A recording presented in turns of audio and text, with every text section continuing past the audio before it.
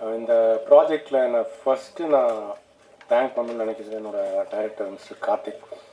ஏன்னா எனக்கு அவர் ஃபஸ்ட்டு எனக்கு அறிமுகம் இல்லை.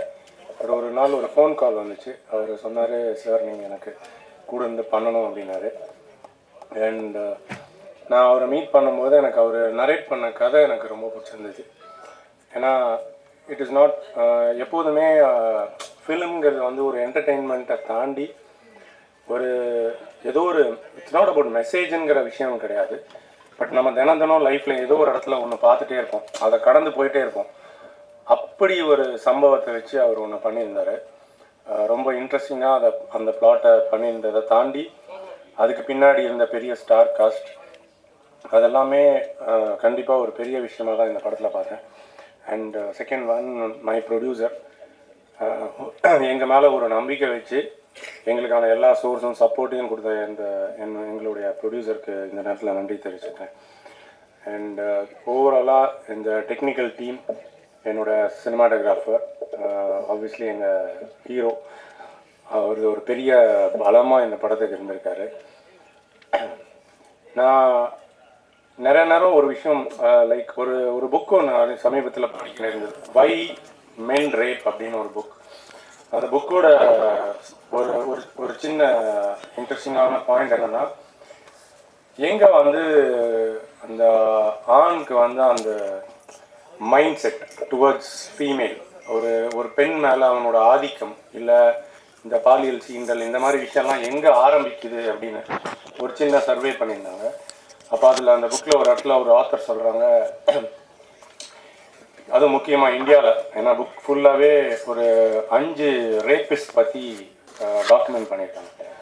அதில் ஒரு இடத்துல அவங்க பேசும்போது எழுதுகிறாங்க, ஏன் இந்தியாவில் வந்து அதிகபட்ச ரேப் நடக்குது அப்படின்னு ஒரு இடத்துல அவங்க பின் பாயிண்ட் பண்ணுறாங்க.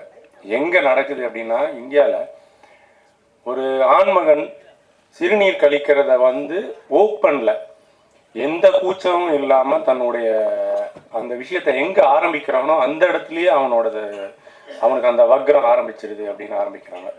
நல்லா யோசித்து பார்த்தா உண்மையாலுமே ஆணா நம்மலாம் ஆண் சொல்கிறோம்ல, ஆண் தான். அந்த கர்வம் எங்கேயோ ஒரு இடத்துல அந்த கர்வம் அழியணும். அந்த ஆண் அப்படிங்கிற அந்த ஆதிக்க உணவு இருக்குல்ல, அது ஏதோ ஒரு இடத்துல அழியணும்னு நினைக்கிறேன். நானே சில நேரங்களில் நம்ம ஆணாக இருக்கிறதுக்கு சில இடத்துல எவ்வளோ கேவலமாக இருக்குது அப்படிங்கிறதையும் நான் யோசிச்சிருக்கேன். அட்லீஸ்ட் நம்மளை சுற்றி நடக்கிற இன்சிடென்ட்ஸ் எல்லாம் பார்க்கும்போது நாமளும் அந்த மாதிரி ஒரு சமூகத்தில் நம்மளுக்கு தெரியாது, நம்ம நினைக்கிறோம் நம்ம வந்து நம்ம பண்ணல அப்படின்னு. நல்லா யோசிச்சு பாருங்கள், உங்கள் வீட்டில் உங்களுடைய சகோதரியோ உங்கள் மனைவியோ உங்களோட தோழியையோ நீங்களும் ஏதோ ஒரு இடத்துல ஏதோ ஒரு விஷயத்தில் சின்னதாக நீங்கள் இதே மாதிரி தவறுகளை ஏதோ ஒரு இடத்துல உங்களோட அந்த ஆதிக்கத்தை செலுத்த நினச்சிருப்பீங்க. அந்த சின்ன சின்ன இடங்கள் தான் இந்த மாதிரியான விஷயங்களுக்கான ஆரம்ப புள்ளியாகவே நான் பார்க்குறேன். ஸோ ஏதோ ஒரு இடத்துல நானும் என்னடா இப்படி அட்வைஸ்லாம் இல்லை, அந்த இடத்துல நானும் என்னை அசிங்கமாக தான் பார்க்குறேன். ஒரு கேவலமான ஒரு ஆண் அப்படிங்கிறத தான் நானும் பார்க்குறேன். நம்மளும் அப்படிப்பட்ட ஒரு சமூகத்தில் வாழ்ந்துட்டுருக்கோம். அப்படி அது இந்த மாதிரி திரைக்கதைகள் சொல்லும்போது நம்மளுக்கு எங்கேயோ ஒரு இடத்துல நம்மளுக்கும் குத்துற மாதிரி இருக்கும். இன்னொரு விஷயம், இந்த படத்தோட எண்டில் முடிக்கும்போது நான் ஒன்று உணர்ந்தேன். இந்த வீட்டில் வந்து குழந்தைங்களை பொத்தி வளர்ப்பாங்க, ஒரு கம்ஃபர்ட் ஜோனுக்குள்ளாரே குழந்தைங்களை வளர்த்துறாங்க. முக்கியமாக பெண்கள் ஜாஸ்தியாக, அதே மாதிரி ஆண்கள் கண்டிப்பாக இருப்பாங்க, செல்ல பிள்ளையாக வளர்த்துருவாங்க. ஆனால் சத்தியமாக சொல்கிறேன், அப்படி ஒரு கம்ஃபர்ட் ஜோனுக்குள்ளே உங்களுடைய பிள்ளைகளை வளர்த்தாதீங்க. அவங்க அதை மீறி ஒரு சமூகத்தை பார்க்க வேண்டிய ஒரு சூழ்நிலை, அதுவும் இன்றைக்கி இருக்கிற சூழ்நிலையில் அவங்க அதெல்லாம் பார்க்க வேண்டிய சூழ்நிலையில் இருக்காங்க. அதுக்கு அவங்கள தயார்படுத்தணும்னா அவங்களுக்கு எங்கேயோ ஒரு இடத்துல அந்த சின்ன சுதந்திரம் வேணும். நான் சொல்கிறது அந்த சின்ன சுதந்திரம், நல்லா ஞாபகம் வச்சுங்க, சுதந்திரம் வேணும். ஆனால் சின்ன சுதந்திரம்னு சொல்கிறேன், அது வேணும், எங்கேயோ ஒரு இடத்துல அவங்களுக்கு வேணும். தங்களை அவங்களுக்கு பாதுகாக்கிறதுக்கு, டிஃபெண்ட் பண்ணிக்கிறதுக்கு அவங்களுக்கு அது தெரிகிற. இது பாடம் எங்கே ஆரம்பிக்குன்னா அவங்களா இருக்கிற இடத்துல மட்டும்தான் ஆரம்பிக்கும். நீங்கள் அவங்க கையை பிடிச்சிட்டே இருந்தீங்கன்னா அவங்களுக்கு அந்த பாடம் தெரியவே தெரியாது. அந்த பாடம் அவங்களுக்கு தெரியணும். அதுவும் இதில் அந்த இளவரசி சார் கேரக்டர், அவரோட டாட்டர், அந்த சிச்சுவேஷன்ஸ் எல்லாம் ஒரு இடத்துல அது ஏதோ ஒரு இடத்துல ரெப்ளிகேட் பண்ணினே இருக்கும். அதாவது அதான் சொன்னாங்க, இப்போது அவங்க பேசிகிட்டு இருக்கும்போது சொன்னாங்க, ஏதோ ஒரு இடத்துல சமூகம் வந்து எப்படி அந்த கேரக்டர் அசாசினேஷன்ஸ் எல்லாம் பண்ணுது அப்படின்னு. அதாவது நம்மளால் அதை அவங்களுக்கு உதவ முடியலன்னா கூட பரவாயில்ல, தயவுசெய்து அப்படி ஒரு character assassinations please never get in to it. நான் இந்த படத்தில் உண்மையாலுமே எனக்கு பெருமையாக இருந்த விஷயங்கள் இந்த மாதிரி ஒரு சில விஷயங்கள் அதில் பேசப்பட்டது. I am so happy and honoured to be part of this project and thank you so much. And நீங்கள் எல்லாம் அதை கொண்டு போய் பொது ஜனத்துக்கு சேர்த்ததுக்கு உங்களுக்கும் என்னுடைய தாழ்மையான நன்றி தான். இது வரி தான் பேசுவாங்க. நானும் ஒரு 5-6 படத்தில் ஒர்க் பண்ணிட்டேன். நம்ம அண்ணன் நிறையா பேசுனதுனால என்ன பேசுகிறதுன்னு தெரில. இந்த படத்தை எல்லா சென்டருக்கும், ஏபிசி எல்லா சென்டருக்கும் கொண்டு போய் சேர்த்த ப்ளஸ் பீப்புள் அனைவருக்கும் நன்றி. அப்புறம் முக்கியமாக இந்த படம் எனக்கு கிடைக்க காரணமாக இருந்தால் எனக்கு டைரக்டரை வந்து அறிமுகப்படுத்தி வச்ச ஹிப்ஹாப் தமிழா, அவருக்கு என்னோட நன்றி. அப்புறம் இந்த படம் ரொம்ப சின்னதாக இல்லாமல் பெருசாக பண்ணலாம் அப்படின்னு பிளான் பண்ணும்போது அதுக்கு நிறையா ஸ்பெஷல் எக்யூப்மெண்ட்ஸ் ஆகட்டும், கேமரா, எல்லா லைட்ஸ் எது கேட்டாலும் உடனே அரேஞ்ச் பண்ணி கொடுத்த ப்ரொடக்ஷன் வேல்ஸ் கம்பெனி ஐஸ்வரி கணேசன் சாருக்கு என்னோட நன்றி. அப்புறம் இந்த படத்தில் என்னோட ஒர்க் பண்ண என்னோட டீம், அசிஸ்டன்ட் சினிமாட்டோகிராஃபர்ஸ் ஆகட்டும், என்னோட ஃபோக்கஸ் பண்ண light man, track and dolly எல்லாருமே எனக்கு ரொம்ப சப்போர்ட்டாக இருந்தாங்க. எல்லாருக்கும் என்னோட நன்றி. முக்கியமாக இந்த படத்தில் நடித்த ஆர்டிஸ்ட், எத்தனை தடவை நம்ம ஏதாவது தப்பு பண்ணி ஒரு உண்மை கேட்டால் கூட சலிக்காமல் பண்ணி கொடுத்த எல்லா சீனியர் ஆர்டிஸ்ட் எல்லாருக்கும் என்னோட நன்றி. நன்றி, தேங்க்யூ. ப்ரெஸ் மீடியா எல்லாருக்கும் நன்றி. முதல்ல என்னோட நன்றி வந்து நான் ஆதி பிரதருக்கு சொல்லிடுறேன். ஏன்னா இந்த படம் இவ்வளோ பெருசாக போனதுக்கு முக்கியமான காரணம் அவர் தான். ஏன்னா நம்ம யோசிச்சப்போ ஒரு கதையாக யோசித்து அதை அவர் சொன்னதுக்கப்புறம் தான் இது இவ்வளோ வைடராக போய் இன்றைக்கி எப்படி ஒரு ரெஸ்பான்ஸ் கிடச்சிருக்கிறதுக்கு முக்கியமான காரணம் அவருக்கு ஒரு முதல் நன்றி நான் தெரிஞ்சுக்கிறேன். அப்புறம் இந்த படம் வந்து என்ன நினச்சோமோ அதை பெரிய அளவில் எடுத்து சரியான ஆர்டிஸ்ட்டு கேட்டதை கொடுத்து இன்றைக்கி இவ்வளோ பெருசாக்குன ப்ரொடியூசர் டாக்டர் ஐஸ்வரி கணேஷ் சாருக்கு ஒரு பெரிய நன்றியை நான் தெரிவிச்சுக்கிறேன். ஸோ இந்த படத்தில் ஒர்க் பண்ண technicians, art director Amaran sir, Madhesh அண்ணன், editor GK Prasanna, stunt Mahesh மேத்யூசி, இந்த மாதிரி எல்லா டெக்னீஷியன்ஸ்க்கும், காஸ்டியூம் ஸ்வப்னா, எல்லாருக்கும் ஒரு பெரிய நன்றி. ஸோ இந்த படத்தில் ஆர்டிஸ்ட்டாக சொல்லணும், மேடையில் பெரியவர்கள் நிறையா இருக்காங்க, இருந்தாலும் ஒரு அங்கீகாரமாக நான் கொடுக்கணும்னு நினைக்கிறது இளவரசர் சாருக்கு. ஃபஸ்ட்டு இளவரசர் சார் வந்து இந்த படத்தில் எவ்வளோ பெரிய பங்கு அப்படின்னா, அந்த படம் பார்த்துருந்தா அந்த கதாபாத்திரம் வந்து ஒரு பொண்ணோட அப்பா, ஊர் சைடில் இருக்கிற ஒரு பொண்ணோட அப்பா வந்து எந்த அளவுக்கு இருப்பாங்க, ரொம்ப போட்டு அழுது ரொம்ப அதை ரொம்ப ட்ராமாவாக்காமல் யதார்த்தமாக அந்த ஃப்ரம் பிகினிங்லேருந்து இந்த இன்சிடெண்ட் ஆரம்பித்ததுலேருந்து எண்டு வரைக்கும் ஒரு இடத்துல கூட சின்ன சலனம் கூட ஆகாமல் அந்த மூடை அப்படியே கேரி பண்ணி இன்றைக்கி எல்லாருமே எங்கிட்ட பேசுகிறவங்க எல்லாம் படம் பார்த்து முடிச்சுட்டு வந்தவங்க எல்லாருமே இளவரசர் சார் என்னங்க அப்படி நடிச்சிருக்காரு அப்படின்னு கேட்டிருந்தாங்க. அதை நான் அவர்கிட்டையும் ஷேர் பண்ணியிருந்தேன். அவருக்கு வந்திருந்த ஒரு சில பாராட்டுகளையும் எனக்கு அனுப்பியிருந்தார். உண்மையிலேயே அவர் இந்த படத்துக்கு ஒரு மிகப்பெரிய பலமாக இருந்தார். அதுக்கு முக்கியமாக நான் அவருக்கு ஒரு பெரிய நன்றியை சொல்லிடுறேன். Thank you so much sir. So Munishkanth அண்ணன் வந்து இந்த படத்தில் வந்து ஃபஸ்ட் ஆஃப் ஃபுல்லாகவே நம்ம கேரி பண்ணி எடுத்துகிட்டு போகிறதுக்கு ஒரு முக்கியமான இதுவாக காமெடின்னா, ரெண்டாவது ஊருக்குள்ளேயும் கொஞ்சம் சென்சிபிளான ஒரு இதுவாக பண்ணியிருந்தார். ரொம்ப நன்றிங்க. பாக்கியராஜ் சார் வந்து நம்ம படத்தில் வந்து செகண்ட் ஹாஃப் வந்து ஒரு கோர்ட் ரூம் ட்ராமாவாக மாறப்போகுது.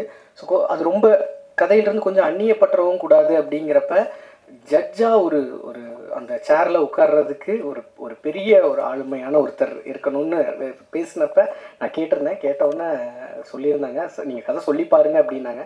நான் சார்கிட்ட போய் சொன்ன உடனே அங்கேயே பேசி அடுத்த நாளே சரின்னு சொல்லியிருந்தாரு. அதனால தான் இன்றைக்கி எல்லாருமே கோர்ட் ரூம் ட்ராமா ரொம்ப நல்லா இருந்தது, கிளைமேக்ஸ் எல்லாம் நல்லா இருந்ததுக்கு இருக்க முக்கியமான காரணம் சார். ரொம்ப நன்றிங்க சார். இன்றைக்கு வரையிலும் அவரை பார்த்து தான் இன்றைக்கி வர ஜென்ரேஷன் டைரக்டர்ஸ் எல்லாமே இது பண்ணுறாங்க. ஸோ முக்கியமாக இந்த படத்தில் என்ன கொண்டு போய் சேர்க்கணும் அப்படின்னு நினச்சோம்னா, இந்த படம் எழுத ஆரம்பிக்கிறப்பவே ஹராஸ்மெண்ட், ஓகே ஹராஸ்மெண்ட்டுங்கிறப்ப ஹராஸ்மெண்ட் தான் நிறைய படங்களில் சொல்லிட்டு இருக்காங்களே, இதில் என்னத்தை இப்போ புதுசாக சொல்ல போகிறோம், ஹராஸ் பண்ணவங்களை என்ன பண்ண போகிறோம், அவங்களுக்கு தூக்கு தண்டனை கொடுக்கணும், இந்த மாதிரி நிறையா பேசிட்டோம். பட் இதில் என்ன சொல்ல போகிறோம் அப்படின்னா, ஹராஸ்மெண்ட்டை தாண்டி அந்த பெண்களுக்கு ஒரு வாழ்க்கை இருக்குது அப்படிங்கிறத தான் பதிய வைக்கணும்னு நினச்சோம். அந்த வாழ்க்கையில் அவங்க படுற கஷ்டங்கள் தான். இப்போ வரைக்குமே ஹராஸ் பண்ண நாளை விட, அந்த ஒரு நாள் நடந்திருக்கும் இல்லையா, அந்த நாளை விட அதுக்கு அடுத்த ஒரு மாத காலம் தான் அவங்க மனசுல இருந்து நீங்காமல் இருக்குங்கிறத நிறைய பேர் சொல்லிட்டாங்க. இப்போ இந்த படம் வந்து எப்போ நான் ரொம்ப சந்தோஷப்படுறேன் அப்படின்னா, இன்னைக்கு எனக்கு இன்ஸ்டாகிராம் மெசேஜஸ் எல்லாத்துலேயுமே இது மாதிரி எனக்கு ஒன்று நடந்துச்சு, எங்களுக்கு அந்த நாள் கூட மறந்து போச்சு, அதுக்கப்புறம் அந்த ஊரில் இருக்கிறது தான் எங்களுக்கு பெரிய கஷ்டமாக இருக்குன்னு எனக்கு நிறைய மெசேஜஸ் வந்துருச்சு. ஆதிபதற்கு நிறைய வந்துட்டு இருக்கு. இந்த மாதிரி அவங்க என்ன சொல்கிறாங்கன்னா, இப்படியே சொல்கிறாங்க, நீங்கள் என்னோட பேரையே நீங்கள் உங்கள் ஸ்டோரியில் வைங்க பரவாயில்ல, இந்த மெசேஜ் அப்படியே நீங்கள் வைங்க பரவாயில்ல அப்படின்னு சொல்கிறாங்க. தெரியட்டும், நான் இவ்வளோ நாள் தான் அதை யோசிக்காமல் இருந்தேன், இப்போ நான் இந்த படம் பார்த்ததுக்கப்புறம் எனக்கு இப்படி ஒரு எல்லாருக்கும் தெரிஞ்சாலும் நல்லது தான் வைங்கிற மாதிரி சொன்னாங்க. ஸோ நான் அவங்களோட நலன் கருதி தான் அதை பண்ணாமல் இருக்கமே வழியா, மற்றபடி அவங்களுக்கு இப்படி ஒரு பாதிப்பை பெண்களுக்கு கொடுக்குது அப்படிங்கிறது ரொம்ப சந்தோஷம். ஸோ அந்த சந்தோஷத்தை உங்ககிட்டையும் பகிர்ந்துக்கணும் அப்படின்னு நினச்சேன். ஸோ எல்லாருக்கும் நன்றி. நான் இதில் ஒர்க் பண்ணியிருந்த சின்ன சின்ன சொன்ன மாதிரி லைட்மேன்லேருந்து எல்லாருக்குமே இந்த வெற்றி போய் சேரணும். முக்கியமாக இந்த படத்தை ஒரு பெரிய அளவில் எடுத்து கொண்டு போய் சேர்த்த உங்களுக்கு ஒரு மிகப்பெரிய நன்றி. ஸோ இந்த படத்தில் நான் ஒரு சிலர் விட்டுருப்பேன், நான் கொஞ்சம் பதட்டமாக இருக்கேன், அதனால் நான் விட்டுருப்பேன், அதனால் மன்னிச்சு. ரொம்ப நன்றி, எல்லாருக்கும் ரொம்ப நன்றி. இந்த படம் இவ்வளோ பெரிய சக்ஸஸ் ஆனதுக்கு ரொம்ப நன்றி. வந்திருக்கும் அனைவருக்கும் வணக்கம். மொதல் இந்த படத்தில் வாய்ப்பளித்த இயக்குனர் அவர்களுக்கு, தயாரிப்பாளர் சார் அவர்களுக்கு, ஹீரோ சார் அவர்களுக்கு பெரிய நன்றி. மற்றும் கூட நான் அவங்க கூட நடித்த மொத்த நடிகர்களுக்கும் மிகப்பெரிய நன்றி. இதை வந்து வெற்றிகரமாக கொண்டு போய் சேர்த்த பத்திரிகையாளருக்கு மிகப்பெரிய நன்றி. ஊடக நண்பர்கள் அனைவருக்கும் என்னுடைய மனமார்ந்த வணக்கம். கணேஷ் சார், பகிரேஷ் சார், தம்பி முனிஷ்காந்த், அருமையாக பேசி வலியுறுத்தி கருத்தை வலியுறுத்திய ஆர்ட் டைரக்டர் அமரன் அவர்கள், கேமரன் மதேஷ், வேணுகோபால், கார்த்திக்கு வந்து நான் தான் நன்றி சொல்லணும். சில படங்களில் ஊதியம் மாத்திரமே முக்கியம், ஏன்னா மாதமான இஎம்ஐ கட்டணும், அதனால் கூப்பிட்ட இடத்துக்கு போகணும், வேணான்னு புறக்கணிக்கக்கூடிய பொருளாதார சூழ்நிலைகளில் பெரும்பாலும் சினிமாக்காரர்கள் இருப்பதில்லை. அதில் நானும் ஒருத்தன், அதனால் கூப்பிட்ட இடத்துக்குலாம் போயிட்டு தான் இருக்கணும். ஒரு சில படங்கள் கூப்பிடும்போது வந்து சில தான் வந்து டெலிஃபோனில் கதை கேட்கும்போது நமக்குள்ளார அந்த ஆவி பூடுற மாதிரி சில இயக்குநர்கள் விதைப்பாங்க. அவங்க புதிய டைரக்டராக பழைய டைரக்டராங்கிற கணக்கெல்லாம் வராது. அவங்களுக்குள்ள அந்த கதாபாத்திரம் என்னவா ஊறி இருக்கோ அதை வந்து ஆட்டோமேட்டிக்காக வெளிப்படுத்துவாங்க. அப்படி தான் அந்த பிடி சார் கதை வந்து தம்பி நம்ம அருணாச்சலம் வந்து எனக்கு ஃபோன் பண்ணி இந்த மாதிரினா வேல்ஸ் இன்டர்நேஷனலில் வந்து புது டைரக்டர் படம் பண்ணிடுச்சு, நெஞ்சமுண்டு நேர்மை உண்டு படம் பண்ண டைரக்டர் படம் பண்ணுறாரு, அவங்க எப்போ மீட் பண்ணாரு. அவர் மீட் பண்ண அவர் படம் ஆரம்பித்ததுக்கப்புறம் ஒரு டைரக்டருக்கும் வேலை வந்து எப்படி மாறும்னே தெரியாது, ஃபோன்லேயே சொல்லுங்கண்ணே. ஒரு 20-25 நிமிஷத்தில் என்னோடய கதாபாத்திரம் அந்த சூழலை வந்து சொன்னார். நாங்கள் சின்ன வயசில் இருக்கும்போது சாதாரணமாக கடந்து வந்த ஆண்பெண் உறவு முறைகள் இப்போ காலம் மாற மாற மாற வெளிப்பாடுகள் வர வர ஒரு மாதிரி ஒரு பயமுறுத்தல் வெப்பு வருது. அந்த காலத்தில் அதெல்லாம் இல்லை. அப்படின்னா என்ன இருக்குன்னா, ரேப்பப் பண்ணிட்டோம்னு இல்லை, ஜாலியாக போயிடும். அதெல்லாம் செய்கிறதுக்கு மனசுக்குள்ள அத்துமீறி பேசினா கூட பிடிக்கிற பொண்ணுகிட்ட கூட ஒரு வார்த்தை அதிகமாக விட்டால் தப்பாக போயிடுமோங்கிற ஒரு முன்ஜாக்கிரதை உணர்வோடு இருந்தது ஆண்கள் பெண்களுக்கு. அது ரெண்டுக்குமே அந்த வரையறை இருந்தது ஒரு காலகட்டத்தில். இப்போ வரும்போது வேற மாதிரி இருக்கும்போது ஒரு கையாளாகாத தகப்பனுடைய மனநிலையை வந்து எனக்கு வந்து விசுக்குன்னு உள்ளர இன்ஜெக்ட் பண்ணாருன்னு சொல்லணும் டைரக்டர். எப்போவாது தான் எனக்கு அந்த மாதிரி சில கதாபாத்திரங்கள் வந்து அந்த மாதிரி உள்ளர ஏறும். ஸோ படம் பூரா என்னென்னா, எங்கேயாவது எனக்கு என்ன பயம் வந்துச்சுன்னா, எப்போ பார்த்தாலும் வர நேரம்லாம் அழுதுருவோமோ. அது பழைய நடிகர்கள் ஒரு சித்தூர் நாகையான்னு வந்து ஒரு தெலுங்கு நடிகர் இருப்பார். அவர் படத்தில் செத்தா தான் கதையை ஆரம்பிக்கும். அவர் வந்து என்னன்னா இனிமேல் தான் கதை ஆரம்பிக்கின்ற மாதிரி இருக்கும். அந்த மாதிரி ஆயிரமோன்னு எனக்கு ஒரு சின்ன பயம் இருந்துகிட்டே இருந்தது. பட் இந்த படத்தில் ரொம்ப முக்கியமாக இருந்ததுன்னா, இந்த தகப்பன் இந்த மாதிரியான குடும்பம் இந்த மாதிரியான எமோஷனை உள்ள வைக்கும்போது அதை கேள்வி பண்ணி போகிறதுக்கு இன்றைய சூழலில் இளைஞர்களால் அல்லது எல்லாராலையும் விரும்பப்படுகின்ற ஒரு ஹீரோ ரொம்ப முக்கியமாக தேவைப்படுது. அந்த ஹீரோவை மையப்படுத்தி தான் இந்த மாதிரி கதைகளை சொல்லணும். இல்லைன்னா தேட்டருக்கு ஆடியன்ஸ் வரமாட்டாங்க. அதுக்கான சூழ்நிலை. ஏன்னா அவனுக்கு 1008 சொந்த பிரச்சனை இருக்குது. தேட்டர்லேயே வந்து உட்காந்து இங்கே இருக்கிறதெல்லாம் கிளப்பி விட்டு போனோம்னா, ஏன்டா சாமி இது எதுக்குடா தேட்டருக்கு ஒரு 2 பாட்டு பார்த்தோமா, 2 சண்டை போட்டோமா, கொஞ்சம் பொழுதுபோக்கலன்னா தான் நீங்கள் எங்கேயும் வந்து படுத்துறீங்கடான்னு. அதையும் மீறி இந்த கதையை வந்து ஒரு இப்போ அதை வந்து அவரோட லைவ் ஷோ பார்த்ததுக்கப்புறம் எனக்கு வந்து மில்லியன் கணக்கில் வந்து அவருக்கு ஃபாலோவர்ஸ் இருக்காங்க. அவர் வேறு மாதிரி அவர் ப்ரெசென்ட் பண்ணியிருக்காரு. சினிமாவை தாண்டி அவருக்கு ஒரு இமேஜ் இருக்குது. அப்படிப்பட்ட ஒருத்தர் வந்து ரொம்ப கன்சர்னாக இந்த மாதிரி ஒரு எமோஷனுக்குள்ளே தன்னை வந்து பொருத்தி பார்த்துக்கிறதுக்காக முதல்ல ஹிப்ஹாப் பாதிக்கு என்னுடைய வாழ்த்துக்களை நான் சொல்ல கடமைப்பட்டிருக்கேன். ஏன்னா ஒரு சீனியர் ஆக்டராக I have to respect your decision தம்பி. அது வந்து ரொம்ப ஷூட்டிங் டைமில் உங்களோட பிஹேவியர் வந்து ரொம்ப அட்ராக்ட் பண்ணிச்சு. ஒரு மார்க்கெட்டபிள் ஆக்டர், உங்களுக்கு நீங்கள் கையில் போட்டு கொடுத்தா நான் ப்ரொடியூசர் ஆக முடியும். ஒரு குறிப்பிட்ட அளவு வியாபாரம் இருக்குது. அதுக்கான அடையாளமே இல்லாமல் ரொம்ப கரெக்டாக ஒரு ஹீரோவுக்கு ஒரு டைரக்டருக்குமான ரிலேஷன்ஷிப்பு அல்லது ஒரு டெக்னீஷியனோட ரிலேஷன்ஷிப்பு. நான் நைட் எஃபெக்டில் வந்து பொண்ணை தேடி போகிற சீன்லாம் ஒரிஜினலாக பொள்ளாச்சியில் ஒரிஜினலாக தான் எடுத்தேன். இவருக்கு வண்டியில் போனால் பின்னாடி பெரும் கூட்டம் வரும், அவங்களுக்குலாம் சமாளிச்சுக்கிட்டு அந்த பொறுப்புணர்ச்சி வந்து ஒரு ப்ரொடக்ஷனுக்கு ஒரு ஹீரோ கொடுக்கணும். அப்போ தான் அது வந்து நினச்ச நேரத்தில் நினைக்க முடியும். இதெல்லாம் ஒரு அனுபவம். கார்த்திகை பொறுத்த மட்டும் என்னென்னா, சினிமாவில் வந்து சில நல்ல விதைகள் அப்பப்போ வந்து சினிமா என்ற நிலத்தில் விதைக்கப்படும். அந்த அந்த விதையினுடைய தன்மை என்னவாக இருக்கும்னா, தன்னுடைய வேலையாக மாத்திரமே இருக்கும்.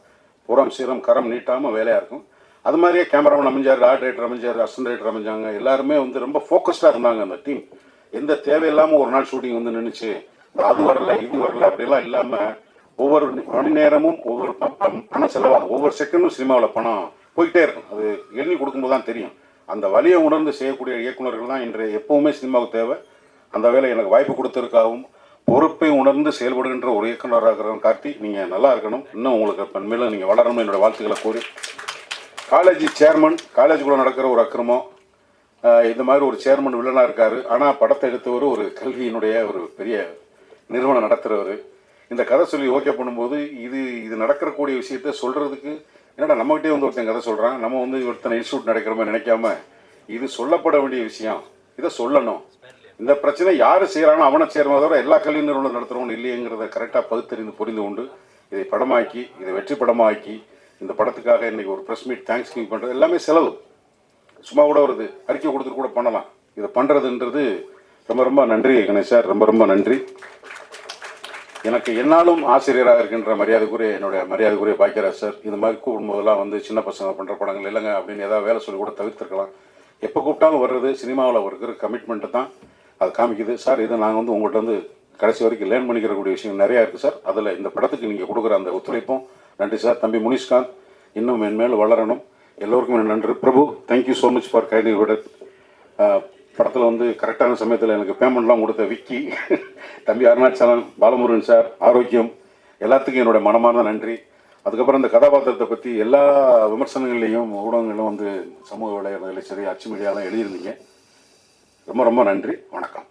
பிடி சார் திரைப்படத்தினுடைய வெற்றி விழாவுக்கு வந்திருக்கும் மரியாதைக்குரிய பத்திரிகை மற்றும் ஊடக நண்பர்கள் எல்லாத்துக்கும் என்னுடைய பணிவான வணக்கம் தெரிவிச்சுக்கிறேன். நன்றி செலுத்துகிற கூட்டம் அப்படிங்கிறனால இந்த கூட்டத்தோடு நானும் சேர்ந்துட்டு நன்றி செலுத்திக்கிறேன் எல்லாத்துக்கும். இந்த படத்தை பொறுத்த வரைக்கும் நான் வந்து நன்றி முதல்ல வந்து ஹீரோவுக்கு தான் சொல்லணும், ஹிப்ஹாப் வாதிக்கு. என்ன அப்படின்னா, அவர் நடிக்கிறதுக்கு ஒரு நல்ல கதை அப்படின்னு சொல்லி செலக்ட் பண்ணுறதோடு நிறுத்திக்காமல், அந்த டைரக்டர் அவர் ஒரு கதை சொல்லும்போது இது ரொம்ப நல்லா வரும்னு ப்ரொடியூசர்கிட்ட போய் அதை சிபாரிசு பண்ணி அது மெனக்கெட்டு ஒரு நல்ல டைரக்டர் கொண்டு வரணும்னு நினச்சாருப்பார். அதுக்கு தான் அவருக்கு நன்றி சொல்லணும். அதுக்கப்புறம் ஒரு ஹீரோ வந்து சொல்லும்போது, இல்லை இந்த ஹீரோக்கிட்ட ஒரு ஜட்ஜ்மெண்ட் இருக்குது, அவரும் ஒரு டைரக்டர்லாம் பண்ணியிருக்காரு, கதை எழுதியிருக்காருன்னு சொல்லிட்டு அதுக்கடுத்தியாக இப்போ இளவரசு சொல்லிட்டு போன மாதிரி அந்த மாதிரி கதையாக இருந்தால் கூட இது எல்லாத்துக்கும் அல்லவே அந்த கேரக்டர் இந்த படத்தில் ஒரு கேரக்டர் சொல்லியிருக்காங்கன்னு சொல்லிட்டு கணேஷ் அவர்கள் வந்து அதை அக்செப்ட் பண்ணிட்டு பண்ணது அடுத்தபடியாக அவங்களுக்கு நன்றி சொல்லணும். அப்புறம் பாராட்ட வேண்டியது வந்து கார்த்திக் அவர்கள்.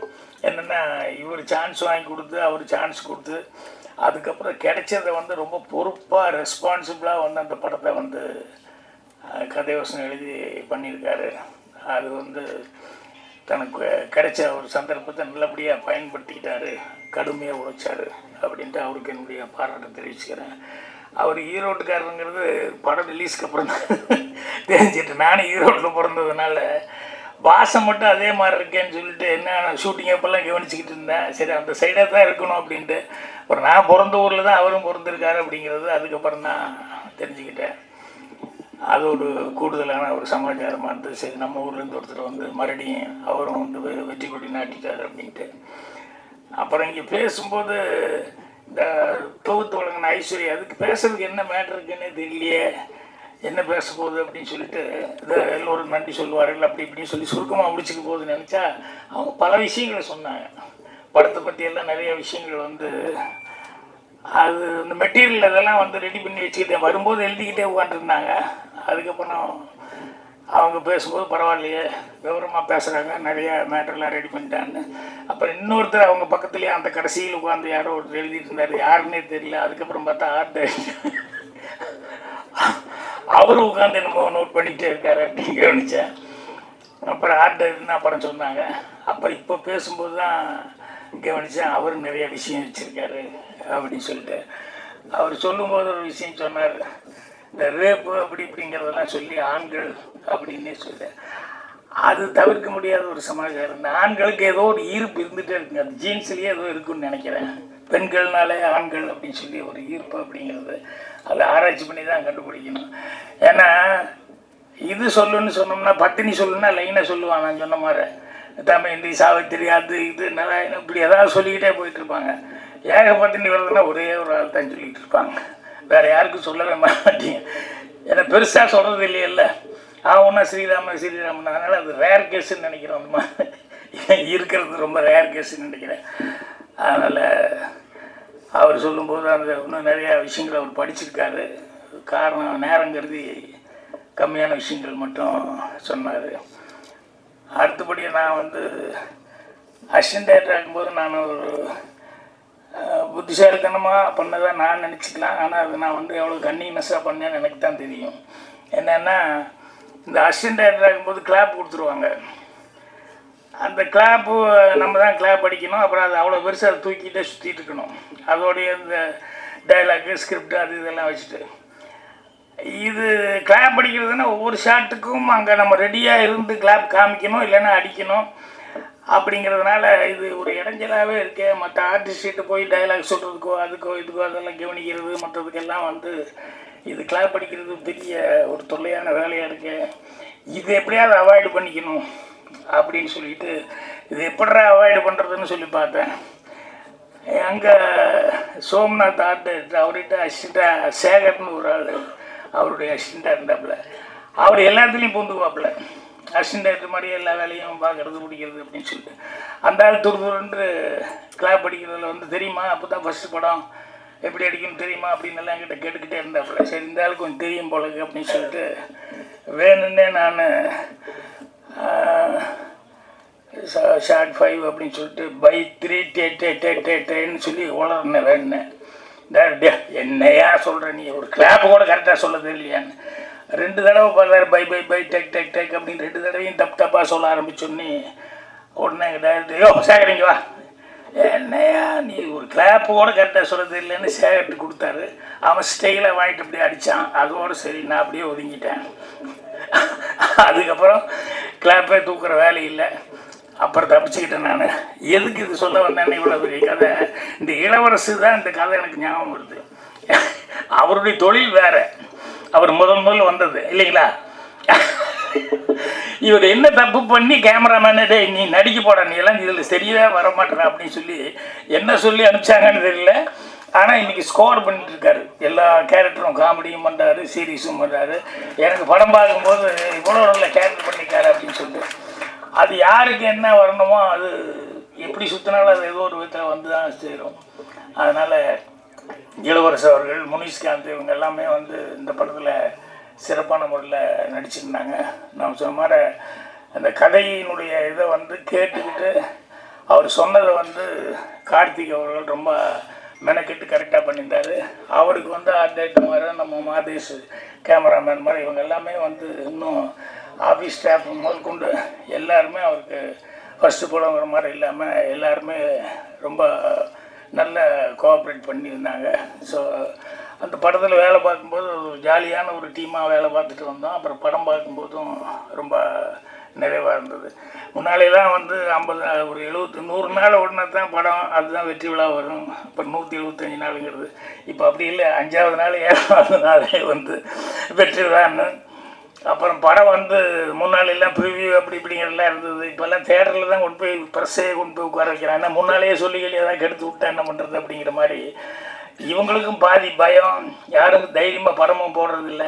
ஆனால் இந்த படமெல்லாம் வந்து ரிலீஸ்க்கு முன்னாலேயே கரெக்டாக வந்து ரொம்ப நம்பிக்கையோடு வந்து கணேஷ் அவர்கள் வந்து இந்த படத்துக்கு வந்து ப்ரெஸ் மீட், ஏன்னா நான் வந்து படம் பார்க்குறதுக்கு முன்னாலேயே எனக்கு ப்ரெஸ்ஸில் பார்த்துட்டு எனக்கு ஒரு 5-6 பேர் ஃபோன் பண்ணி சார் படம் பார்த்தோம் நல்லா இருந்தது அப்படின்னு சொல்லி சொன்னாங்க. ஸோ அந்த மாதிரி இப்போ சீக்கிரமாகவே இந்த வெற்றி விழா அப்படிங்கிறதெல்லாம் இல்லாமல் எப்படா ஒரு 50 நாள் ஓடி வெற்றி விழா இல்லை 75 100 நாள் அப்படிங்கிற மாதிரி இப்போ அது ஒரு கனவு மாதிரி ஆகிப்போச்சு. ஏன்னா அதுக்கான வாய்ப்புகளே இல்லாத அளவுக்கு அது விஞ்ஞான முன்னேற்றத்தில் அப்படி தான் வரும். ஏன்னா இப்போ ஒரு ஏல ஓடி பியில் ஓடி சியில் ஓடி அப்புறம் கடைசியில் டென்ட் அப்படின்னு வர்றது இல்லாமல் இப்போ ரிலீஸே டென்ட் வரைக்கும் வந்துருச்சு அப்படின்னு சொல்லும்போது நம்ம எதிர்பார்க்கவும் முடியாது அவ்வளோ நாள் ஓடும்ட்டு. இருந்தாலும் அதையும் தாண்டி 25 நாள் 50 நாள் அப்படிங்கிறதெல்லாம் சில நேரங்கள் இந்த மஞ்சுமல் பாய்ஸ் எல்லாம் பிடிச்சிக்கிச்சு இல்லை, ஒரு பெரிய பொடி பிடிச்சிக்கிட்டல அந்த மாதிரி படம் எடுத்து நல்லா ஓடுற அளவுக்கு எல்லாருமே மேக்ஸிமம் முயற்சி பண்ணோம். ஸோ இந்த படத்துக்கு பத்திரிகையாளர்கள் உண்மையிலேயே ஒரு நல்ல ஒரு விமர்சனங்களை கொடுத்து உங்களுடைய சப்போர்ட்டுங்கிறது பெரிய லெவலில் இருந்தது. அதனால் மேலும் மேலும் இந்த மாதிரி டீம் வளர்கிறதுக்கு பத்திரிகையாளர்களுடைய இதே மாதிரி சப்போர்ட் இருக்குன்னு சொல்லி கேட்டு என்னுடைய மனமார்ந்த நன்றியை தெரிவிச்சுக்கிறேன். நன்றி, வணக்கம். அனைவருக்கும் வணக்கம். பிடி சார் படத்தினுடைய சக்ஸஸுக்கு ப்ரெஸ்ஸில் இருக்கிற அனைவருக்கும் நன்றி தெரிவிக்கும் இந்த விழாவிற்கு வருகை தந்துள்ள அனைவருக்கும் என்னுடைய மனமார்ந்த நன்றியை முதலிலே தெரிவித்துக் கொள்கிறேன். நிறைய ஃபஸ்ட்டு ஒரு ப்ரெஸ் மீட் நடந்துச்சு, அதுக்கு முன்னாடி ஒரு லான்ச் நடந்துச்சு. இது 3வது முறையாக இங்கே வரும். ஆனால் அப்போல்லாம் வந்து யாருமே படம் பார்க்கல, படம் பார்க்காமையே படத்தை பற்றி பேசிகிட்டு இருந்தோம். இப்போ எல்லோரும் படம் பார்த்துட்டாங்க.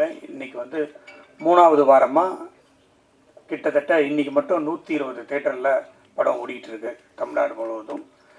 அப்ராட்லேயும் நல்லா போயிட்டுருக்கு. பாக்யராஜ் சார் பேசும்போது சொன்னார், இந்த காலகட்டத்தில் நிறைய படங்கள் வந்து 2 நாள் கூட ஓட முடியறதில்ல. ஒரு வாரம் ஓடினா பரவாயில்ல, 2 வாரம் ஓடினா சக்ஸஸ்ஸு, 3 வாரம் ஓடினா மிகப்பெரிய ஹிட்டு. அந்த நிலைமைக்கு இன்றைக்கி வந்துருச்சு. அதுக்கு சார் சொன்ன மாதிரி நிறைய சேனல்ஸ், ஓடிடி இந்த மாதிரி பிளாட்ஃபார்ம்லாம் வந்ததுனால 50 நாள் எனக்கு கூட பிடி சார் படத்துக்கு 50வது நாள் கொண்டாடணுன்னு ரொம்ப ஆசை. பார்ப்போம் எவ்வளோ படம் நல்லா தான் போயிட்டுருக்கு. 50வது நாள் கொண்டாடுவோன்னு நினைக்கிறேன். அது நம்ம கையில் இல்லை. ஸோ அந்த மாதிரி 50வது நாள், 25வது நாள், 50வது நாள்லாம் வந்து இன்றைக்கி நினச்சி கூட பார்க்க முடியாத அளவுக்கு இன்றைக்கு தமிழ் சினிமா இருக்குது. ஏன்னா 28வது நாள்லேயே வந்து அமேசான்லேயோ நெட்ஃப்ளிக்ஸ்லேயோ படத்தை போட்டுறாங்க. அதுக்கப்புறம் தியேட்டரில் எப்படி ஓடும்? ஓடாது. ஸோ 30 நாளுக்கு மேலே ஓடுறதுன்றது வாய்ப்பே இல்லாமல் போயிடுச்சு இந்த காலகட்டத்தில். அதையும் மீறி இன்றைக்கி பிடி சார் ரொம்ப நல்லாவே போயிட்டுருக்கு. நல்லா போகிறத விட எனக்கு ரொம்ப சந்தோஷம் என்னென்னா, எனக்கு இந்த படத்தில் வந்து நிறைய பேர் ஃபோன் பண்ணி ஒரு நல்ல படம் பார்த்தேன் அப்படின்னு என்கிட்ட பேசாதவங்கெல்லாம் கூட ஃபோன் பண்ணி சொன்னாங்க. அது எனக்கு ரொம்ப மகிழ்ச்சியாக இருந்தது. அதை இந்த நேரத்தில் நான் தெரிவித்துக் கொள்வதில் மகிழ்ச்சி அடைகிறேன். அது மட்டும் இல்லாமல் எனக்கு தெரியல, பிரதர் ஹிப்ஹாப் ஆதி இன்னைக்கு காலையில் நான் இந்த வர்றதுக்கு முன்னாடி கேட்டேன், 12,25,00,000 இன்ன வரைக்கும் கலெக்ஷன் ஆகிருக்கு இந்த படம் அப்படின்னு சொல்லியிருக்காங்க. ஸோ அது ஒரு மிகப்பெரிய வெற்றி. ஆதி ப்ரோ அவர்களுக்கு இந்த படம் வந்து நிறைய வெற்றி படங்கள் அவர் கொடுத்துருக்காரு. பட் இருந்தாலும் ஒரு வெற்றியில் வந்து ஒரு திருப்தி இருக்கணும். அதுதான் எனக்கு ஒரு நல்ல படம் வேல்ஸ் ஃபிலிம் இன்டர்நேஷ்னலில் இருந்து கொடுத்துருக்கோம் அப்படின்றது ரொம்ப மகிழ்ச்சி. அதற்கு காரணம் கார்த்திக் இயக்குனர்.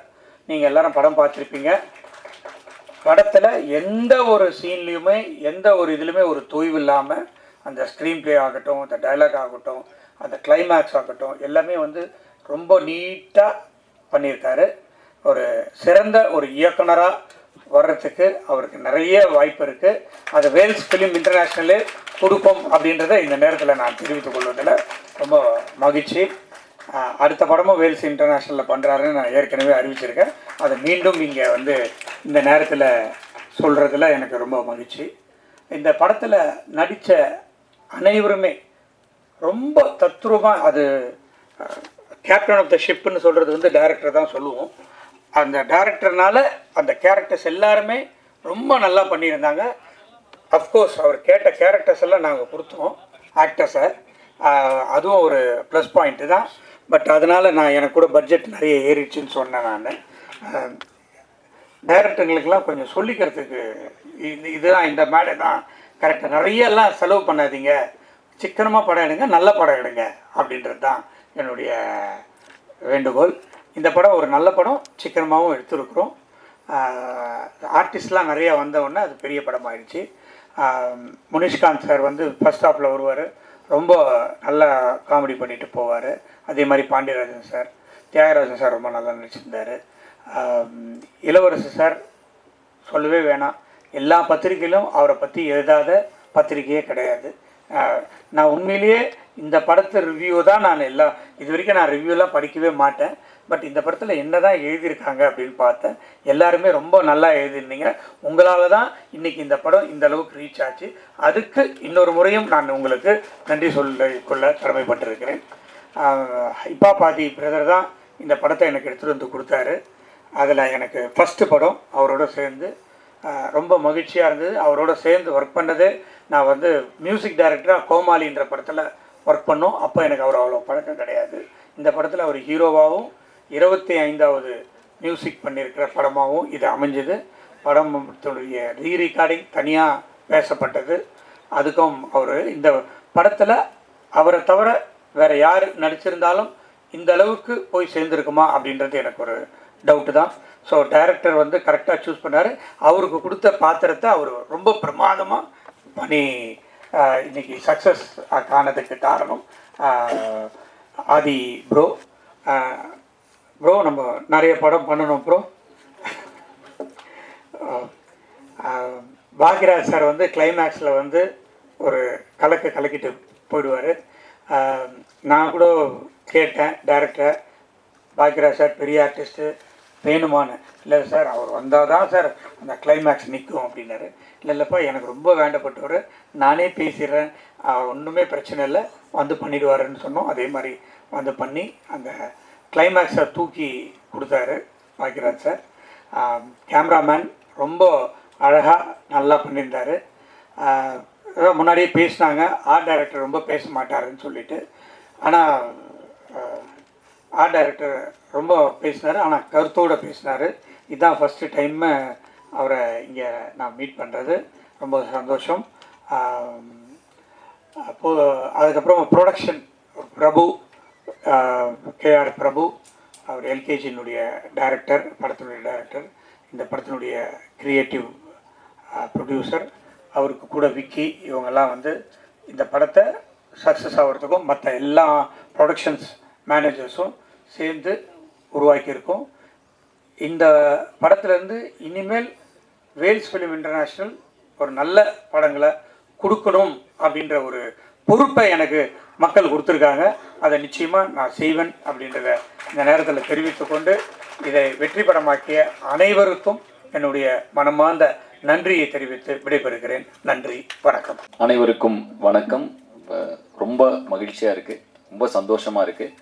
இந்த படத்தை பற்றியும் இந்த படத்தில் வேலை செய்தவர்கள் பற்றியும் இந்த படத்தில் சம்மந்தப்பட்டவங்க பற்றி ஆல்ரெடி ஒவ்வொரு இடத்துலையும் 1000 முறை நாங்கள் திரும்ப திரும்ப ரொம்ப நம்பிக்கையோடு பேசியிருக்கோம். ஆனால் இந்த இடத்துல முதல்ல நான் என்னுடைய பேச்சு ஆரம்பிக்கும் பொழுது நன்றியிலேருந்து ஆரம்பிக்க விரும்புகிறேன். யாருக்கு நன்றி அப்படின்னா உங்களுக்கு வந்து, அதாவது ஒவ்வொரு பத்திரிகை நண்பருக்கும் மீடியாவில் இருக்கிற ஒவ்வொருத்தருக்கும் ரொம்ப ரொம்ப ரொம்ப நன்றி.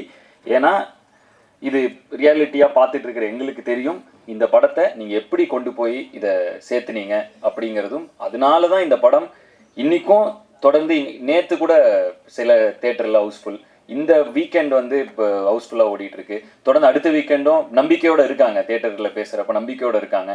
இதுக்கெல்லாம் என்ன காரணம்னா, அந்த முதல்ல ஒரு புஷ் பண்ணுறதுக்கு நாங்கள் பண்ணுற ப்ரொமோஷன் அது காரணமாக இருக்கலாம். ஆனால் அதை தாண்டி இந்த படம் வந்து ஒவ்வொருத்தரும் தேட்டருக்கு வந்து பார்க்கணும்னு நினைக்கிறதுக்கு நீங்கள் இந்த படத்தை பற்றி எழுதுனதும் இந்த படத்தை பற்றி விவாதித்ததும் நீங்கள் கொண்டு போய் சேர்த்ததும் தான் அதுக்கு ஒரு மிகப்பெரிய காரணம். ஸோ அதனால் இந்த நன்றியை, இந்த படம் இவ்வளோ பெரிய வெற்றி அடைஞ்சதுக்கு தாண்டி இந்த படம் போய் கொண்டு போய் சேர்ந்ததுக்கும் அந்த எல்லா நன்றியும் உங்களுக்கு நான் தெரிவித்து தான் என்னோட பேச்சை நான் தொடங்க விரும்புகிறேன்.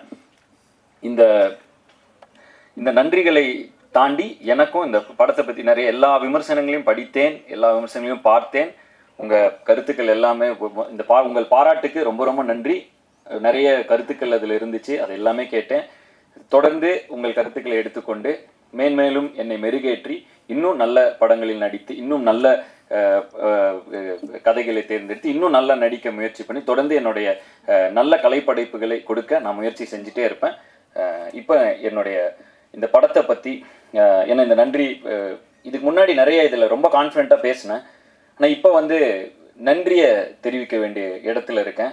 ஆல்ரெடி நான் ஃபஸ்ட் இந்த படத்தை சொன்னப்பவே என்னுடைய ப்ரொடியூசரை பற்றி ஒவ்வொரு முறையும் நான் சொல்கிறப்ப இந்த படம் அவர் தயாரித்தது ரொம்ப முக்கியமான ஒரு டெசிஷன் இந்த படத்துக்கும் சரி. ஏன்னா அவர் கொடுக்குற இந்த படத்துக்கு அவர் கொடுக்குற ஒரு முத்திரைங்கிறது வந்து ஒரு கல்வியாளராக இருந்து கொண்டு இளவரசன் சொன்ன மாதிரி இந்த படத்தை அவர் எடுத்தது அப்படிங்கிறது வந்து இதை நான் ஆல்ரெடி ஒவ்வொரு ப்ரெஸ் மீட்டில் எல்லா இடத்துலையும் சொன்னேன். இப்போ அது தெளிவாக வந்து எல்லாமே அது படம் பார்த்தனால உங்களுக்கும் அது புரிஞ்சிருக்கும். ஸோ அதுக்கு வந்து அப்போ இருந்தே நான் சல்யூட் அடிச்சுட்டு இருக்கேன். மீண்டும் ஒரு முறை சல்யூட், மீண்டும் ஒரு முறை நன்றி.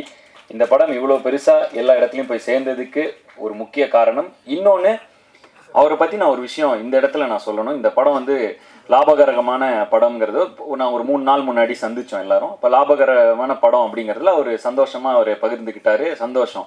அப்போ நான் ஒரு விஷயம் அவர்கிட்ட பகிர்ந்துக்கிட்டேன். இது மாதிரி இந்த கார்த்தி ஒரு மீம்லாம் காமிச்சேன். அவர் டெய்லியும் எனக்கு அனுப்பிச்சிட்டே இருப்பார், ஆயிரக்கணக்கான மெசேஜ் அனுப்புவார் டெய்லியும். அதில் வந்து ஒரு மில்லில் அது 2 ஷோ போட்டாங்க இல்லையா, ஒரு மில்லில் அவங்க ஒர்க்கர்ஸ் லேடி ஃபுல்லாக விமன் இருக்கிற இது போல் விமன் ஒர்க் பண்ணுற மில்லில் கார்த்தி. ஸோ அவங்க இந்த லேடி ஷோ வந்து 2 ஷோ வந்து அவங்க ஒர்க்கர்ஸுக்கெலாம் போட்டாங்கங்கிறது அது ட்ரெண்ட் ஆகிட்டு இருந்துச்சுன்னு சொல்லி கார்த்திக் எடுத்து காமிச்சார். அதை நான் ப்ரொடியூசர்கிட்ட ஷேர் பண்ணேன், நான் இந்த மாதிரி அப்படின்னு சொல்லி. அவர் அந்த இது லாபகரமான படம்ங்கிறதுக்கு எவ்வளோ ரியாக்ஷன் காமிச்சாரோ அதை விட ஒரு 10 மடங்கு இதில் ஹாப்பி ஆனார். ஸோ அந்த படம் வந்து சொசைட்டியில் ஒரு தாக்கத்தை ஏற்படுத்தி இருக்குங்கிறப்ப அவருக்கு கிடைக்கிற அந்த ஹை வந்து எனக்கு உண்மையிலே பயங்கர அப்படியாப்பா அப்படின்னு அவர் அவ்வளோ எக்ஸைட் ஆனது வந்து எனக்கு உண்மையிலே ரொம்ப ரொம்ப சந்தோஷமா இருந்தது. ஒரு நல்ல படைப்பை கொடுத்து அந்த படைப்பு மக்களை போய் சேரும் பொழுது அதில் கண்டிப்பாக பொருளாக ரொம்ப முக்கியம்தான். ஆனால் அதை தாண்டி அந்த படைப்பு எவ்வளோ பெரிய தாக்கத்தை ஏற்படுத்துதுங்கிறதுலேருந்து ஒரு சந்தோஷம் கிடைக்கிற ஒரு ஒரு ஒரு ஒரு நல்ல ஒரு அவர்கிட்ட அந்த பண்பை பார்த்து நானே வந்து ரொம்ப அது அப்போவே அவர்கிட்ட ஆனால் என்னென்ன இதுக்கு பயங்கர எக்ஸைட் ஆகிறீங்கன்னா இதுக்கு தானேப்பா நம்ம படம் எடுக்கிறோம் அப்படின்னு ஒரு எக்ஸைட்மெண்ட்டில் அவர் சொன்னப்போ எனக்கு அவ்வளோ த்ரில்டாக இருந்துச்சு. ப்ரொடியூசர் என்பதை தாண்டி அவரை வந்து கொஞ்ச நாளாக நான் அவர் கூட ரொம்ப ரொம்ப இன்ஸ்பைரிங்காக இருக்கார். அவர் அன்றைக்கி நான் அவர் கூட எல்லாரும் வரதுக்கு முன்னாடியே ஒரு 10 நிமிஷம் முன்னாடியே போயிட்டு அவர் ரூமில் வாப்பா இங்கே உட்காருன்னாரு. அப்போ சொன்னேன், ஆனால் பயங்கர மாசாக இருக்குண்ணா அவங்கள பார்க்க அப்படின்னு.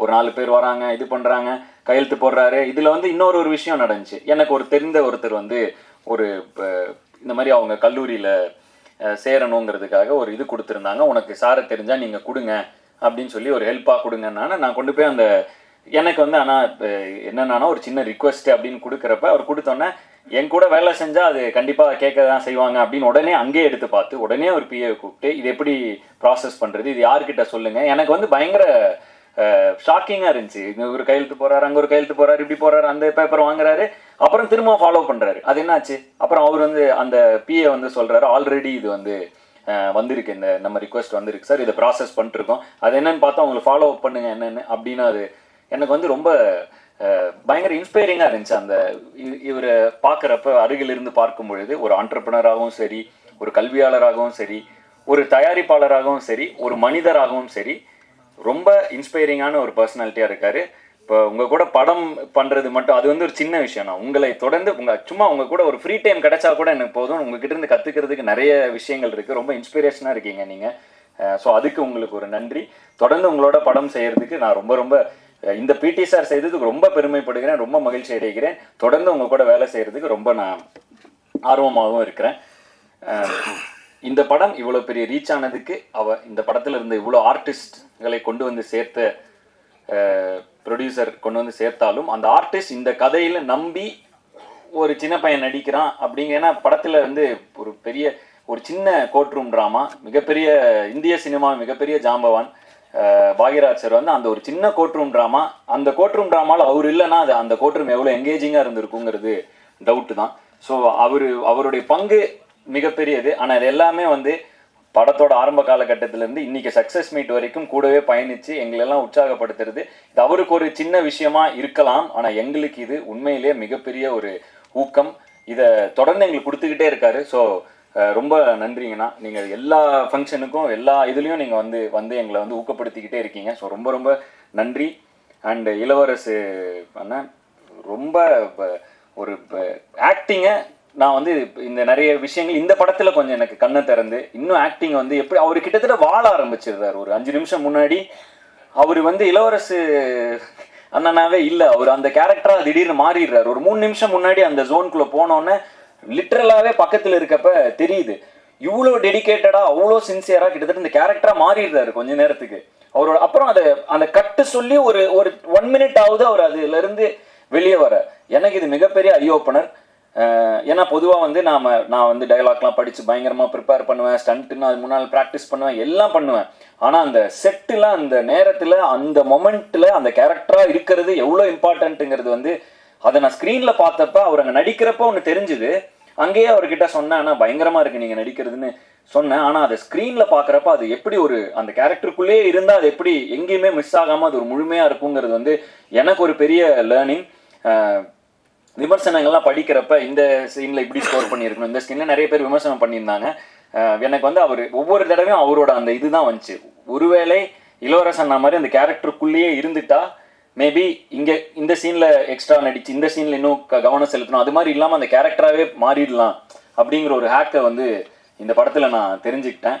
So thank you. நான் எனக்கு மிகப்பெரிய லேர்னிங். அந்த எவ்வளோ சின்சியரிட்டி இவ்வளோ சின்சியராக இருக்கு நம்ம நடிக்கிறப்ப. அதாவது பொதுவாகவே நான் ரொம்ப முயற்சி பண்ணுவேன். எனக்கு ஃபைட்டு வந்து இவ்வளோ ஆக்ஷன் பண்ணதில்லை. போன படங்களில் அந்த குதிரையில் நானே பண்ணணும், நானே ஸ்டண்ட் பண்ணணும், இதெல்லாம் ரொம்ப முயற்சி பண்ணேன். நடிக்கிறப்ப இப்படி ஒரு ஈக்குவேஷன் அது பின்னாடி இருக்குங்கிறது வந்து ஏன்னா நான் வந்து கொஞ்சம் கொஞ்சமாக தான் கற்றுக்கிட்டு வரப்ப இப்படி ஒரு தருணத்தில் நான் கொஞ்சம் எவால்வ் ஆகி மெச்சூர் ஆகிக்கிட்டு இருக்கிற அந்த தருணத்தில் இவரை போன்ற ஒரு ஆர்டிஸ்ட்டை நான் சந்திச்சதுக்கு நான் தான் கொடுத்து வச்சிருக்கணும். ஸோ மறுபடியும் இளவரசனாக்கு ஒரு நன்றி.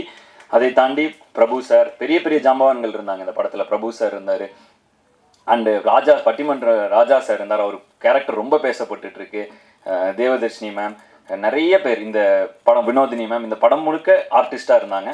ஸோ இவங்க எல்லாருக்கும் இந்த நேரத்தில் என்னோட நன்றி. ஏன்னா இவ்வளோ ஆர்டிஸ்ட்டும் அட் அ டைமில் வச்சு ஏற்குறங்கிறது ரொம்ப கஷ்டமான ஒரு விஷயம். ஏன்னா நிறைய ஆர்டிஸ்ட் இருந்தாலே நம்ம அந்த ஈக்குவேஷன்ஸ்லாம் கரெக்டாக பார்த்து அந்த என்விரான்மெண்ட்டை செட் பண்ணி, ஸோ அந்த வகையில் எல்லா ஆர்டிஸ்ட்டும் ஒத்துழைத்தது ஒன்று. ரெண்டாவது அவங்கள அருமையாக அந்த என்விரான்மெண்ட்டை மாற்றி கொடுத்து ஒரு நல்ல கதையை எடுத்து அதை உருவாக்கி அதை நம்பி அதில் இவ்வளோ நாள் பயணம் செஞ்சு அந்த படத்தை கரெக்டாக கொண்டு வந்து, அதுவும் ப்ரொடியூசர் சொன்ன மாதிரி, ஏன்னா இது ஒரு இம்பார்ட்டண்ட்டான மெடல் என்னன்னா கார்த்தி, நல்ல இயக்குனர், சிக்கனமான இயக்குனர். அதாவது சிக்கனம்ங்கிறது வந்து இந்த கதைக்கு தேவை என்ன, இதை வந்து கரெக்டான டேஸில் முடித்தார், அன்னைக்கு ஷெட்யூல் அன்னைக்கு முடித்தார்.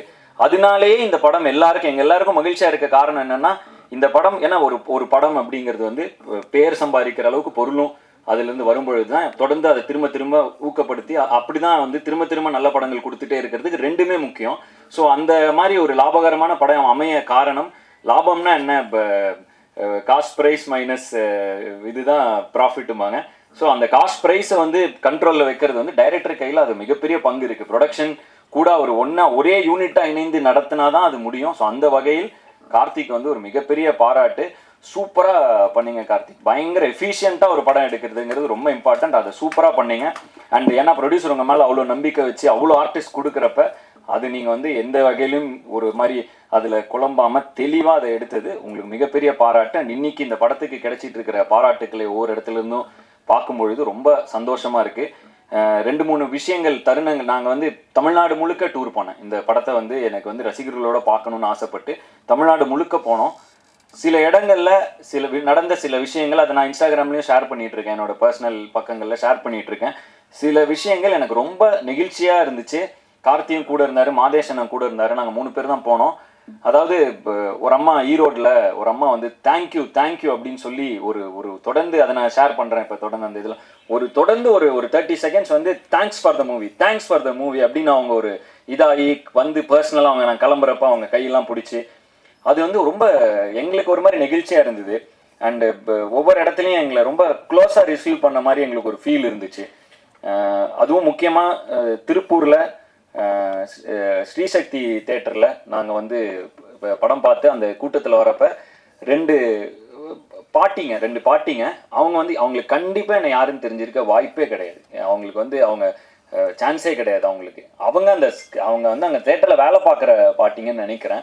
ஸோ அவங்க அந்த ஸ்க்ரீனில் பார்த்துருக்காங்க, அந்த படம் அவங்களுக்கு ஏதோ ஒரு இன்ஃப்ளூயன்ஸ் ஆகிருக்கு. அவங்களுக்கு என்ன பேசுறதுன்னு, அவங்களுக்கு என்ன சொல்கிறதுன்னு கூட தெரில. அவங்களுக்கு சும்மா என் பக்கத்தில் வந்து நிற்கணும், பார்க்கணும் அப்படின்னாங்க. இந்த மாதிரி அவங்க வந்து அப்புறம் வந்தாங்க, கையை பிடிச்சிக்கிட்டா எனக்கும் என்ன சொல்கிறதுன்னு தெரில. ஏன்னா அவங்களுக்கு எதாவதுனா நம்ம என் படம் பார்த்துருக்கீங்களான்னு கேட்கலாம், சான்ஸே இல்லை. அவங்களுக்கு என்னை யாருன்னே தெரில. டைரக்டர் சார், நம்ம படத்தில் வந்து இவங்க மதர் வந்து ஏண்டா போயின்னு இருக்க, ரேஷன் கடைக்கு போனால் கூட கை தடவரான்னு ஒரு டைலாக் வரும். இப்போ ரேஷன் கடையில் சம்மந்தப்பட்ட எல்லாமே இந்த படத்தை பற்றி ஏதோ கேஸ் போடணும்னு சொல்கிறாங்க. அதை பற்றி உங்கள் கருத்து என்ன? அதான் சார், நம்ம குறிப்பிட்டு இவங்க தான் இப்படி தான் ஒரு நபர்னு ஒருத்தர் சொல்கிறோன்னா இப்போ எல்லா இடத்துலையுமே பாசிட்டிவ் நெகட்டிவ்னு இருக்கும், எந்த தொழிலாக இருக்கட்டும் எதுவாக இருந்தாலும். மற்றபடி இவங்க இப்படி தான் அப்படிங்கிற ஒரு எந்த முத்திரையும் யார் மேலேயும் திணிக்கிற அளவுக்கு நான் இது கிடையாது, அப்படி ஒரு எண்ணமும் கிடையாது. அந்த இடத்துல அந்த இதில் ஒரு கதாபாத்திரமாக தான் எடுத்துகிட்டு போகிறோமே ஒழிய, அதுக்கப்புறம் அதை தொடர்ந்து ஒரு சில சீக்வன்ஸும் இருந்துச்சு, அதை நம்ம நேரம் கருதி அதை கட் பண்ணிட்டோமே ஒழிய, மற்றபடி இப்படி தான் அப்படிங்கிற மாதிரி எந்த ஒரு எண்ணமும் இல்லை. கதாபாத்திரம் இப்போ வந்து ஒரு அதாவது ரேஷன் கடைக்காரர் இருந்தார் படத்தில், அந்த குறிப்பிட்ட கேரக்டர் கனகவேலோட உலகத்தில் அந்த கதைக்குள்ள அப்படி ஒரு கேரக்டர் இருந்தது. நேரம் கருதி ஆட்டோக்காரனை போய் அடிக்கிறான், அடுத்து அவனு, அந்த மாதிரி இருந்துச்சு படத்தில். பட் நேரம் கருதி அதை எடுத்துட்டாங்க. பட் அந்த மாதிரி எண்ணம் கண்டிப்பாக கார்த்திக் இருக்க வாய்ப்பே கிடையாது. யாரையும் புண்படுத்தணுங்கிற எண்ணம் கார்த்திக் இருக்குமாங்கிறது மிகப்பெரிய சந்தேகம் தான். அந்த ஒரு ஏன்னா கதையை நான் கேட்டப்பவும் அது அந்த ஒருத்தன் அப்படி இருந்தாங்கிற மாதிரி தான் அது இருந்துச்சு. அண்ட் இது கண்டிப்பாக நாங்கள் பொதுவாக இதை சொல்லி யாரையுமே அப்படி நாங்கள் மனசார அப்படி யாருக்காவது ஒரு வேளை இது ஒரு மாதிரி பர்சனலாக ஃபீல் ஆயிருந்துச்சுன்னா அது கண்டிப்பாக வந்து அந்த எங்களோட வருத்தத்தையும் இங்கே பதிவு பண்ண விரும்புகிறோம். அப்படி ஒரு எண்ணம் எங்களுக்கு கிடையவே கிடையாது.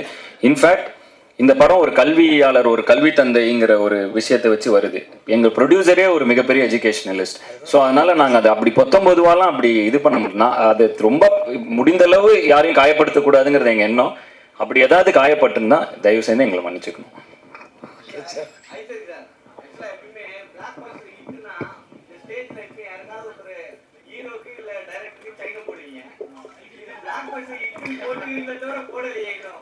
நான் என்ன சொல்லியிருக்கேன், இருங்க 50வது நாள் ஃபங்க்ஷன் கொண்டாட போகிறேன்னு சொல்லியிருக்கிறேன். ஓகேங்களா?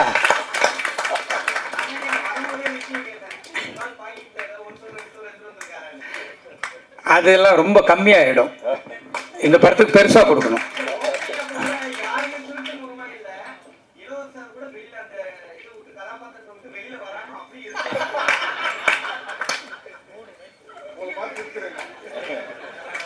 சார் ஐசரி சார் கல்வி தந்தை சொல்லிட்டு தியாகராஜன் சார் வந்து தவறு பண்ணுற மாதிரி கதை சொல்லியிருப்பாங்க. அந்த கதையை கேட்குறப்போ உங்களுடைய அந்த ஃபீலிங் என்ன? இந்த ஒரு கல்வி தந்தையை பற்றி இந்த மாதிரி போடுறீங்களா, ஃபீலிங் இல்லையா அவங்களுக்கு? இல்லை, எனக்கு அந்த ஃபீலிங்லாம் இல்லை. இது வந்து ஒரு நல்ல கருத்து. இந்த கருத்தை நம்ம சொல்கிறதுக்கு இன்னும் ரொம்ப ஆப்டாக இருக்கும் அப்படின்னு தான் நான் நினச்சேன். இல்லை, ஒரு கேர்ளோட வந்து அவர் தவறாக நடக்கிறான்றதை காட்டியிருக்கீங்க. சினிமா தானேங்க, அப்போ தானே நம்ம மக்களுக்கு எடுத்து சொல்ல முடியும். இல்லை, கதை கேட்குறப்போ அந்த ஃபீலிங் உங்களுக்கு? இல்லை அதை கதை கேட்கும்போது எனக்கு கதை ரொம்ப பிடிச்சிருந்ததுனால தான் நானே எடுத்தேன் இந்த படத்தை. எல்லாருக்கும் மக்களுக்கு போய் சேரணும், எல்லா பெண்களுக்கும் போய் சேரணும் அப்படின்றது தான் என்னுடைய ஆசை. அது நிறைவேறிடுச்சு. அதில் எனக்கு ரொம்ப சந்தோஷம்.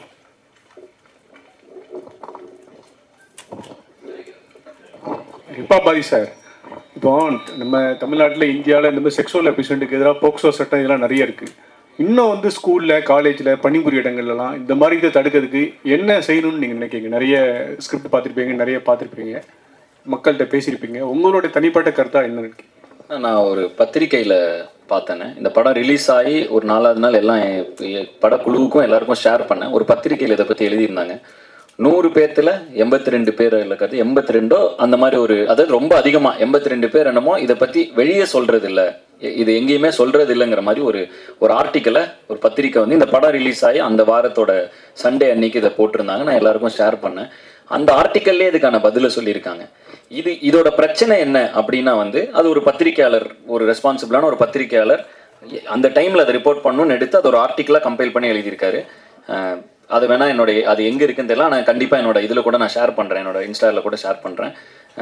அதில் என்ன சொல்லியிருக்காருன்னா, இது அனைத்துக்குமே காரணம் வந்து மனநிலை தான் இதோட முக்கியமான பிரச்சனைங்கிறது தான் அந்த ஆர்டிக்கல் சொல்லுது. நானும் இது என்ன எப்படி பார்க்குறேன் அப்படின்னா, பொதுவாகவே நம்ம வளர்கிற சூழ்நிலை, சுற்றி இருக்கிற என்விரான்மெண்ட், இது எல்லாமே ஒரு ஒரு ஒரு சின்ன வயசுலேருந்து ஒரு நாய்க்குட்டியை வளர்க்குறதுல கூட அப்படி தான். அது எப்படி அந்த என்விரான்மெண்ட்டுக்கு எப்படி இது என்விரான்மெண்ட் எப்படி இருக்கோ அதை பொறுத்து தான் அதோட குணாதிசயங்கள் இருக்கும். நல்ல ஒரு சமூகத்தையும் நல்ல ஒரு ஆக்கப்பூர்வமான ஒரு கம்யூனிட்டியும் நம்மளை சுற்றி நம்ம கொண்டு வந்துட்டோம்னா இந்த மாதிரி நடக்கக்கூடிய சில குற்றங்கள் வந்து குறையும். அது குறிப்பாக பாலியல் குற்றங்கள் குறையிறதுக்கு சுற்றி இருக்கிற என்விரான்மெண்ட்டும், ஏன்னா ஒவ்வொருத்தரோட மனநிலை ரொம்ப முக்கியங்கிறாங்க. அப்படின்னா அப்போ அது என்விரான்மெண்ட்ல இருந்தால் ஒருத்தரோட மனநிலை அதுக்கேற்ற மாதிரி தான் ரியாக்ட் ஆகணும், சொசைட்டிக்கு ஏற்ற மாதிரி. ஸோ அப்போ அந்த சொசைட்டியாகவே நம்ம பொதுவாகவே தமிழ் சமூகம் என்பது ஒரு அறிவார்ந்த சமூகம். இன்னைக்குன்னு இல்லை, பல ஆயிரம் வருடங்களாக அது ஒரு அறிவார்ந்த சமூகமாக முடிந்தவரை இருந்து வருகிறது.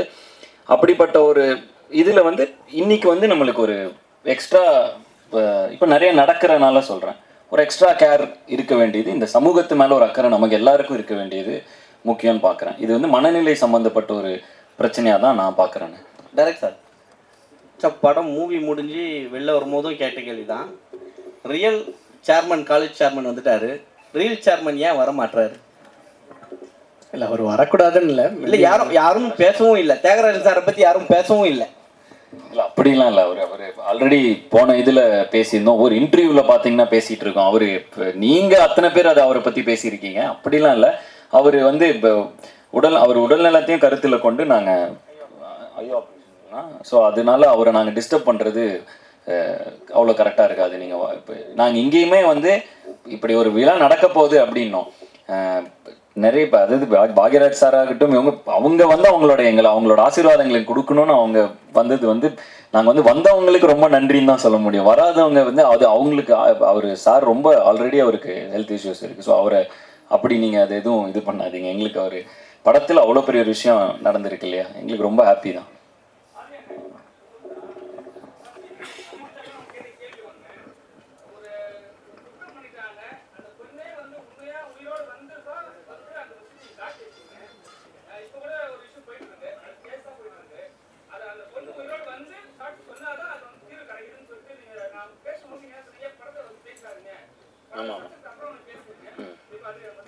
அதாவதுனா இந்த இடத்துல அப்படிதான் சொல்லணும்னு நம்ம சொல்லலை. அந்த கதையின் நாயகன் அந்த கனகவேலுங்கிறவன் என்ன சொல்றான்னா, அவனோட ஆதங்கத்தை பதிவு பண்றான். இப்படிப்பட்ட ஒரு விஷயம் நடந்தா இதை நிரூபிக்கிறதுக்கு செத்து போன பொண்ணே வந்து சாட்சி சொல்ல வேண்டியதா இருக்கேங்கிற ஆதங்கத்தை பதிவு பண்றான். ஆனா அப்படி இருந்துடக்கூடாது, நடந்துட்டு தானே இருக்கு. ஆமா, அதான் நான் சொன்னேன். இது என்னன்னா, இது என் கையில் இல்லை சார்ட் அவுட் பண்றது. எனக்கும் இதுல பொறுப்பு இருக்கு, உங்களுக்கும் பொறுப்பு இருக்கு, நம்ம எல்லாருக்கும் பொறுப்பு இருக்கு.